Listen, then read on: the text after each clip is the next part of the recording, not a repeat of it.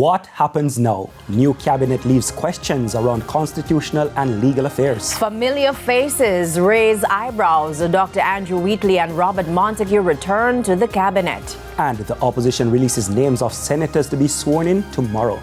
Good evening and welcome to Primetime News, and welcome also to our viewers on TVJ International in the Cayman Islands and online at onespotmedia.com. I'm Dwayne Anderson. And I'm Janella Precious with a preview of what's to come in business news. Here's Andrea Chisholm.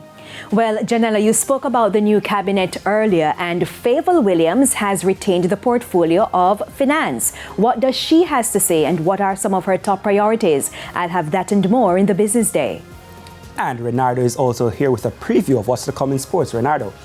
And thanks, Dwayne. Well, 2019 World Champion Tajay Gale leaped into the history books as he captured silver in the men's long jump at the World Athletics Championships, and the coach in charge of the men's 4x100 meter relay team opened to the inclusion of 200 meter semi-finalists. We'll tell you all about that and much more in Primetime Sports. And of course, there was rain, and traffic. What is it going to look like for the remainder of the week? Romain is here with a preview of the weather report and forecast. Thanks, Janella. We are expecting similar conditions for the rest of the week. We have weaker winds across most of the Jamaica area and most of the Caribbean, so we do have more afternoon convection. I'll tell you more in the weather report and forecast. I tell you what, given all the swearing-ins this week and all the suit wearing, I don't mind the rain.